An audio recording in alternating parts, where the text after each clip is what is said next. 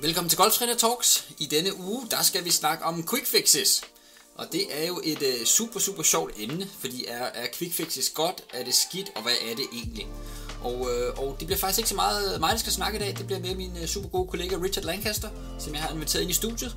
Og ham skal vi altså udspørge lidt omkring, hvad han synes om quick fixes. Golftræner Talks er din ugenlige guide til et bedre golfspil. Vores dygtige team af golftrænere deler deres bedste konkrete tips og tricks vedrørende svingteknik, træningsmetoder, banestrategi, udstyr og mentale færdigheder. Vores mission er simpel. Vi vil hjælpe den danske golfspiller med at blive bedre og mere stabil. Velkommen til. Mit navn det er Nikolaj C. Engstrøm, som altid. Jeg er jo golftræner i Dansk Golf Akademi. Og i dag der har jeg Richard med i studiet, og Richard han skal snakke om quick fixes, og det glæder mig faktisk super meget til at høre om. Så jeg håber også, at I er spændte derude. Som i nogle af de andre episoder, så skal vi jo lige gøre det klart, at Richard han er ikke verdensmester på dansk endnu, men han arbejder på det. Så vi kommer lige til at køre den her i engelsk her, eller på engelsk. Og hvis du allerede har hørt nogle af de andre episoder med Richard, så kører vi lige en lille intro først, hvor Richard fortæller, hvem han er. Og så efterfølgende, så går vi så i gang med selve indholdet af afsnittet her. So Richard, why don't you explain a little bit about, or tell us about who you are and where you come from and what's your path into golf? So, but Nikolai, thank you for welcoming me in. My name is Richard Lancaster, as Nikolai mentioned. Born and raised in Czech Republic, even though the name doesn't really sound like it. Really? I have some British heritage in my lineup. The reason I got to golf or got to teaching golf is that my whole life I wanted to be a teacher or coach of something, because I just like to delve deep and I like to transfer the knowledge to other people. I find the enjoyment in that. And then the question my whole life was about what kind of a basically topic or what kind of a genre I should pick to teach. I tried many stuff, many things, and I settled in golf. Just mostly because you never stop learning, honestly. It's just a rabbit hole of information. No one ever figure out a golf swing. Let me tell you that. If someone tell you they know how to swing, that means 1 week from now they will not be able to hit the ball. And there are also different ways to swing, different models and different ways. So it's a rabbit hole of information, and you never stop learning. And there's always better, right? That's one of the mottos of DJJ. Is it DJJ? Yeah. There's always better. Yeah. And I just I really got the resonating with that, right?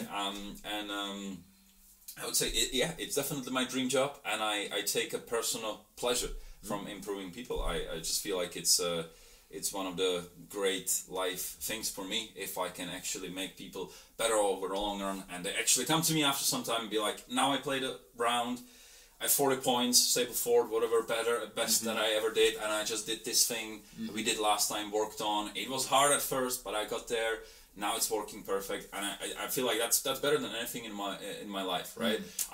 That's a little secret to let on.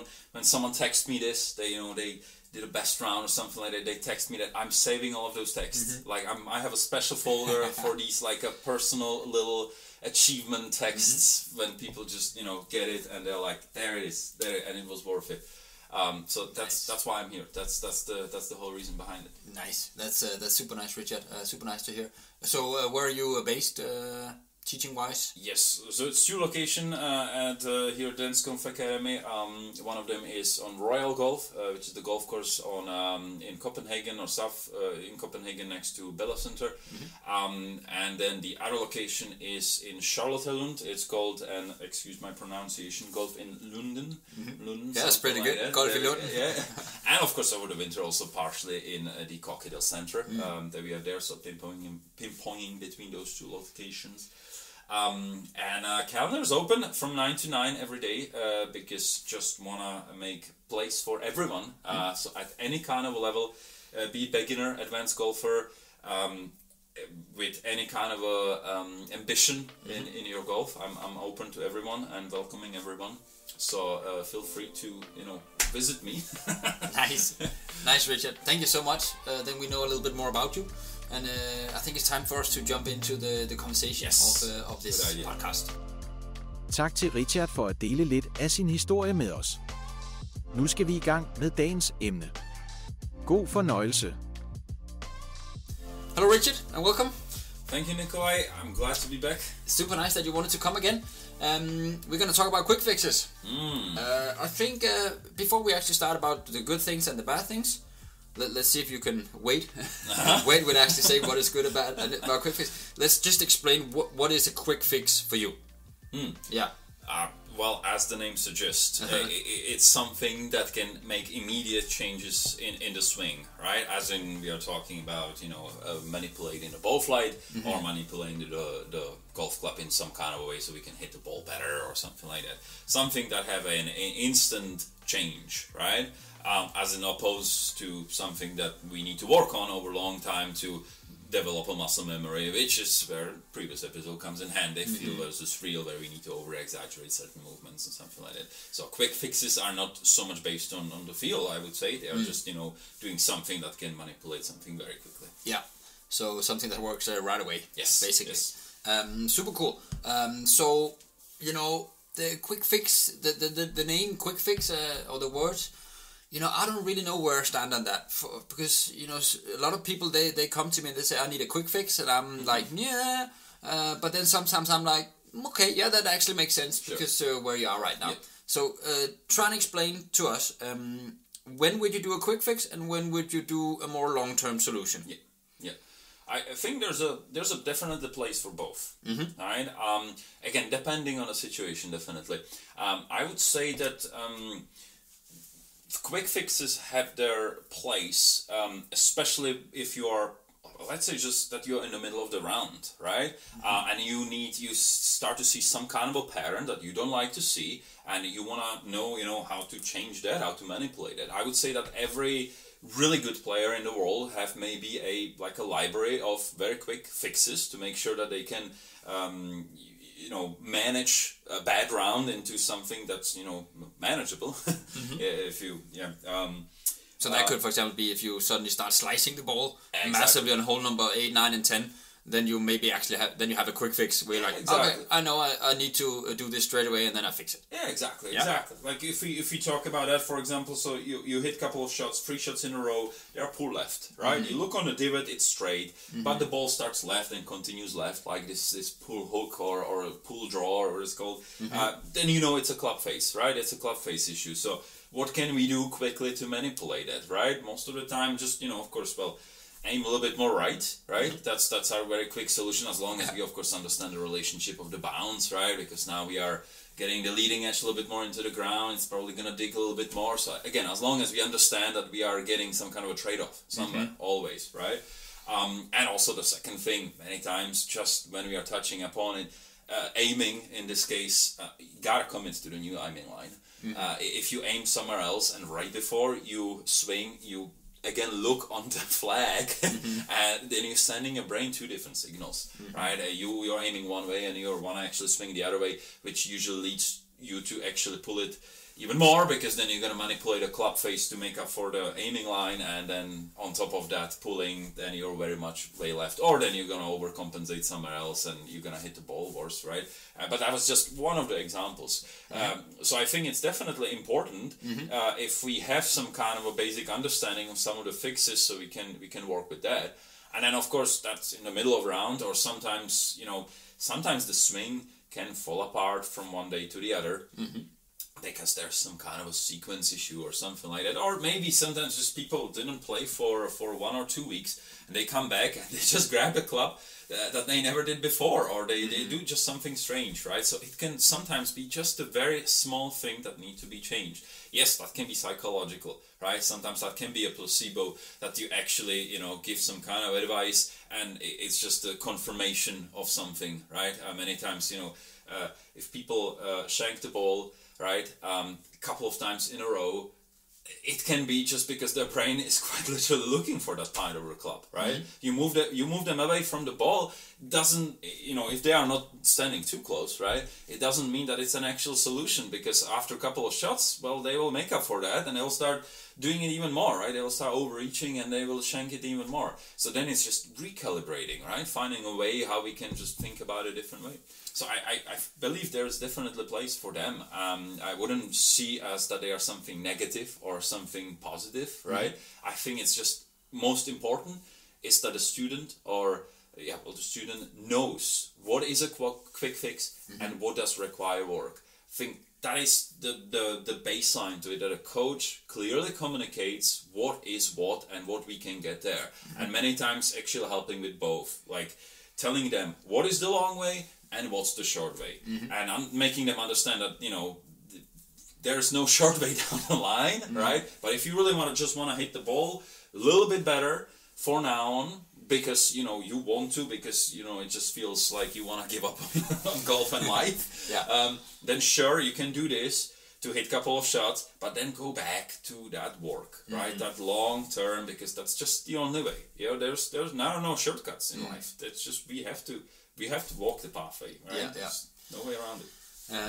Okay, that's super interesting to hear, actually. So it can be good, it can be bad, but you need to understand the downsides of it sometimes. But they're really useful, and as you say, it kind of sounds like it's a tool in your toolbox. Yes. I'm hitting the ball way to the left. That's not really good. I can't, I know I need to work on all of these things in order to change that, but right now I just want to play a good round, so I aim more to the right, or I change my grip, something, or whatever it is, and then that kind of works right now, and then I go back in the range, and then I work on the more long-term stuff. Exactly. So how do you figure out, before, like when a lesson starts, how do you figure out what the student is looking for? Questions. Okay, questions. It's all in a conversation, right? So we gotta figure out where we are standing, right? If someone is, of course, going out playing tomorrow, they haven't played for several months, they want to get back into some kind of a basic fundamentals to hit the ball, or many times even just to look like they know what they are doing, right? They play in some pro am, so then that's definitely a place for it. But if, of course, someone comes in and they are looking into series of lessons or like a winter project or something like that, then of course quick fixes are not really, they don't have a place there, right? So it's all just of course talking, right? Talking with the customers, talking with the students. That's all, again, that's the way you're actually getting a good golf coach. He's got to ask you these questions, right? If he's just immediately looking on a swing, not even videoing or anything like that, or not having a TrackMan, then run away, my friend. Run away from there, because it's probably not just, it's not worth it, right, in this case. So I would say invest in something that actually looks properly professional, because that's where the actual help is, and that's where the coach can communicate you. Again, important. He's going to communicate. He needs to communicate with what is a quick fix, what is not. Yeah, that makes really good sense. So, so if you have a lesson, could you sometimes send people off with both a quick fix focus point and also a long-term focus point? Could you do that sometimes? Yes, I would say, again, know your customers, right? Know your base there. So some people, I would say, they are not even interested in something like that. I'll ask them. You want quick fix to make this, work in a short run, so you understand how you're manipulating? Because sometimes the quick fix can also be a learning tool, right? You can use it to actually again explain what's happening with a golf club, what's happening with a ball flight. But some people are not interested in that at all, right? Because of course it got a little bit bad rep on the internet, as in someone is like, quick fix, that's we don't want that, right? Again, as I said, it can be useful, right? And then on the other hand, for some people that could be only quick fixes, right? Just as I said, they didn't play for some time, they come in and they will straightforward say that. They're like, I want that quick fix. There we go, right? But yeah, there will be a good majority of customers where I'll just talk about both and show them both ways to do it. Because especially if you're taking lessons during like a summer, during a season, you also want to be playing in the meantime, right? So maybe I want to make something that works in the meantime and also something that we can work on in between. Nice. Okay, so that's really cool. I'm thinking I'm going to challenge you a little bit here. I haven't prepared you for this at all. Ooh, very nice. So very nice. Let's say you have a student and he or she slices really badly, and that person is going out playing a very important tournament tomorrow. Yeah, and during your interview, you figure out that they just need to play good golf tomorrow. Gotcha. What are you going to say to them if they slice it? Okay. Well, first I need to, of course, find out why they're slicing. Yeah. What's happening? Is it a path issue? Is it a face issue? Right? If it's a face issue, I will try to make the grip a little bit stronger. I think that's just gonna, it's automatically gonna close the club face. Of course, if I overdo it, if I make the grip too strong and it's gonna make them uncomfortable, then I'm gonna play better golf, right? They're gonna start hitting the ball worse, which is always bigger priority. Hit the ball, right? Hit the ball well. If it's going to the right, and if it's actually going to the right consistently, aim left. Again, then of course we could start with that, right? Aim left, but that's not much of a quick fix. That's more of advice. Aim left, right? Play with the shape and commit to it. As I said, commit to the new target line. So I would definitely, if it's a club face, we try to just close it. Or many times it can help. It looks weird, and again, we have to let them know it's a quick fix. Have a normal grip, but set up with a club face closed, right? That's kind of the line in between, right? You still have your own normal grip. You still feel the same in the setup. Of course, the balances are all over the place, right? If the club face is open and closed, it feels different in your backswing. That's the point of it. But it can somewhat help to that. Again, if it's a path issue, that's a bit of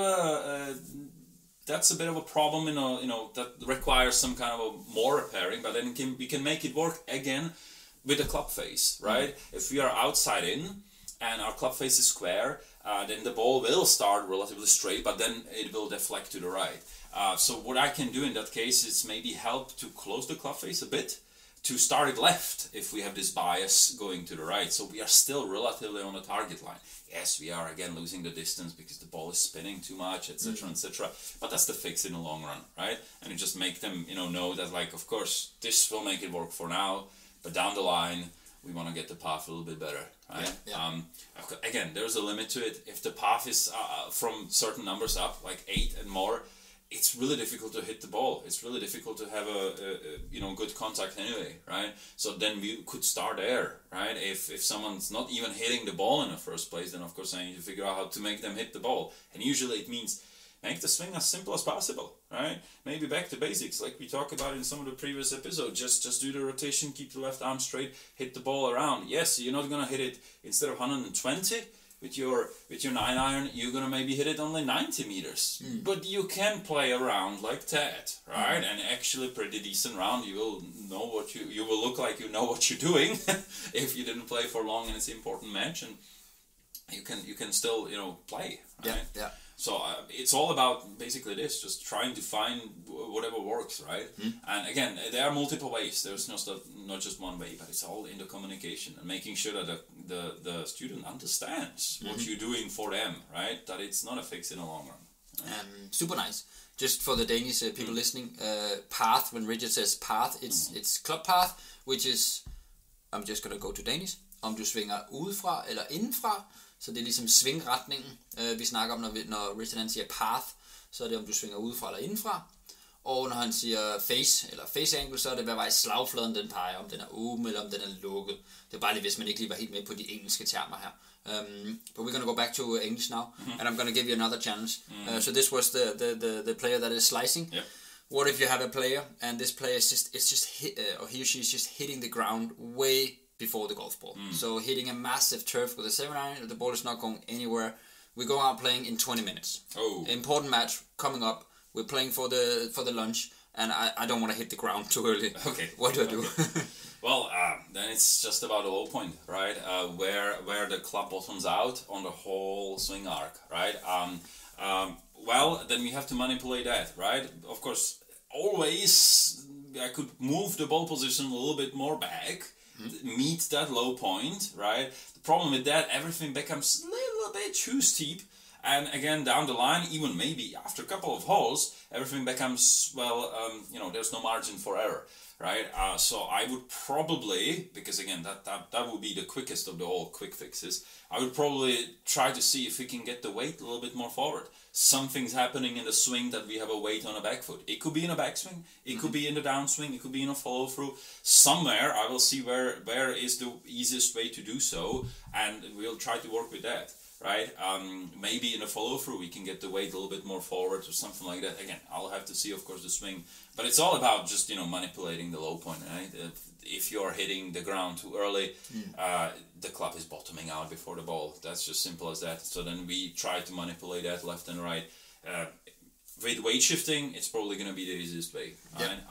Again, it's not as simple, right? Everything's a little bit more, the geometry is not just left and right, right? There are 3 axes to the whole golf swing, right? So it's a rotation with a weight shift.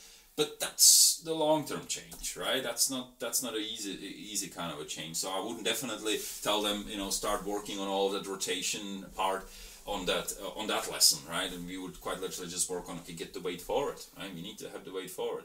Maybe even start with that, in the setup, because of course it's always easiest to manipulate it in the swing where the club travels the slowest, right? So in the setup, the club is stationary, so probably there, as I mentioned, putting the ball maybe a little bit more back. Maybe, again, if it's maybe way too forward, right? Again, I wouldn't focus on that much, because many times then people find it way too much back in a stance, and then, it's worse in the long run. Yeah. So maybe get a little bit more weight to start with, right? Maybe stand a little bit more, it's like 60-40 on your leading foot or something like that, to make up for some kind of error in the backswing or something like that. Nice. All right, that was a good one. I would do the same. You would do the same. I would do the same. That's pretty nice. Last one, last challenge. So again, I'm going out playing in 10 minutes now. I'm super late for my tea time. Oh my God. Why are you here? Yeah, I know. I have less than 10 minutes before my tea time. No, I'm playing for the beers. Yeah. And I don't want to lose again. I hate losing. And I'm topping the ball. So I'm hitting on top of the ball when I hit my high bridge from the ground. Oh. I just keep on topping them. And it's really annoying because they don't get anywhere. Oh, yeah, of course. What do I do? I need a quick fix right now. Yes. Again, I would look on, of course, the swing and find out where it is happening. Most of the time, it's going to be somewhere relative. Again, well, I mean, it's all just very simple geometry, but it's probably going to be relative to left arm, or we are going to be lifting somewhere up. Many times, this can be the quickest fix would be shortening everything up, because it's just going to under-exaggerate the errors, right? So then it's going to keep us a little bit more stable, right? That will be, I think, the quickest way to fix it. And then, of course, again, depending on where we are looking at it, many times it could be, again, the low point could be behind the ball, and this time we are not hitting the ground, but then we are hitting up on a ball, and so we don't have a negative headsack angle, which we still need with the hybrids, right? Because they are basically a version of irons, right? So we still need to hit down on them.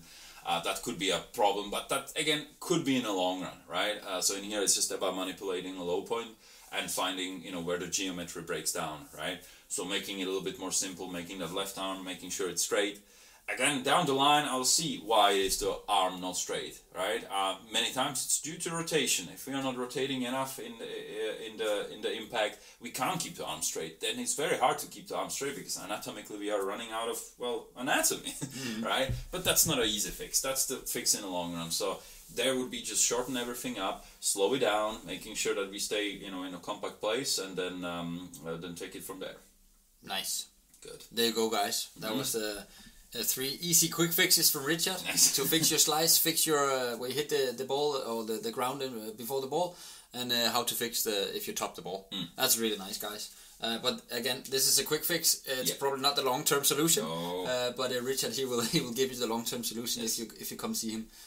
Super nice, Richard. Thank you so much for coming today. Thank you for having me. Remember, there are no shortcuts in life, and that's the same to golf. If you do it the proper way, it's gonna feel better anyway. It's going to feel so good. I promise you. Trust me.